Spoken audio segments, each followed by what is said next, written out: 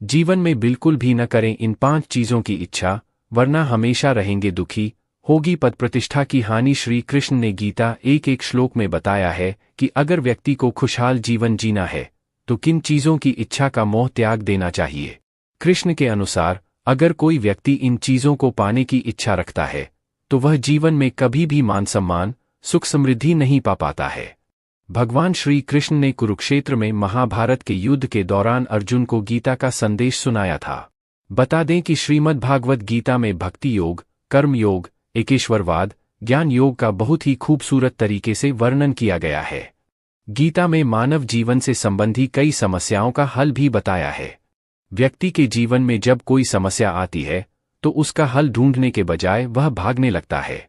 जिस प्रकार महाभारत के युद्ध के दौरान अर्जुन अपनों को खोने के डर से काफी निराश हो गए थे, इसी तरह कई बार हम भी जीवन में कई समस्याओं को देखकर विचलित हो जाते हैं। ऐसे में श्रीमद् भागवत गीता आपके काम आ सकती है।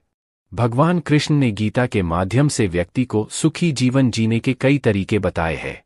ऐसे ही उन्होंने ऐसी 4 चीजों के बारे में बताया है जिसकी इच्छा व्यक्ति को कभी नहीं करनी चाहिए। इससे उसकी को कष्टों का भागीदार बनना पड़ता है। परान्नम च परद्रव्यम तथैव च प्रतिग्रहम्, परस्त्री परनिंदा च मनसा अपि विवर्जयेत्। पराया अन्न, पराया धन, पराया दान, पराई स्त्री और दूसरे लोगों की निंदा, इनकी इच्छा मानव को कभी नहीं करनी चाहिए। श्री कृष्ण कहते हैं कि व्यक्ति को अगर अपना या फिर घर के सदस्यों का पेट भरता है तो खुद मेहनत करते कमाए गए पैसों से खरीद कर भरें। किसी दूसरे के अन्न में खुद का हक न समझें, क्योंकि वो अन्न भी किसी के द्वारा की गई मेहनत के बाद ही मिला है। ऐसे में अगर आप पराया अन्न की इच्छा रखते हैं, स्वास्थ्य पर अच्छा असर नहीं पड़ता है। कभी भी दूसरे को धन को अपना नहीं समझना चाहिए। अगर आपने किसी का धन छल से ले लिया है तो उससे कई गुना अधिक चुकाना पड़ सकता है। यह धन स्वास्थ्य, शिक्षा या फिर किसी अन्य तरह से खर्च हो सकता है। हिंदू धर्म में दान का विशेष महत्व है। दान करने से पुण्य की प्राप्ति होती है। श्री कृष्ण कहते हैं कि अगर आपके अंदर दान की इच्छा है तो खुद के द्वारा कमाए गए पैसों से ही दें। अगर आप किसी दूसरे व्यक्ति के द्वारा लाई गई चीजों का दान करते हैं तो उसका 1% फल आपको नहीं मिलता है। पराई स्त्री की इच्छा रखना महापाप माना जाता है। जिस तरह आप लहसुन या प्याज खाकर उसकी गंध को नहीं छिपा सकते हैं, इसी तरह किसी पराई स्त्री की इच्छा करने से उसे आप छिपा कर नहीं कर सकते हैं।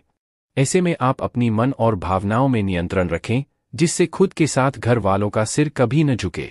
श्री कृष्ण कहते हैं कि व्यक्ति को कभी भी दूसरों की निंदा नहीं करना चाहिए। इससे वह दूसरों की ही नहीं बल्कि खुद का नुकसान करता है। निंदा से किसी भी मनुष्य की बर्बादी शुरू हो जाती है। वह दूसरों के सामने बुरा साबित हो जाता है। इसके साथ ही उसके ऊपर किसी भी तरह का विश्वास, प्रेम नहीं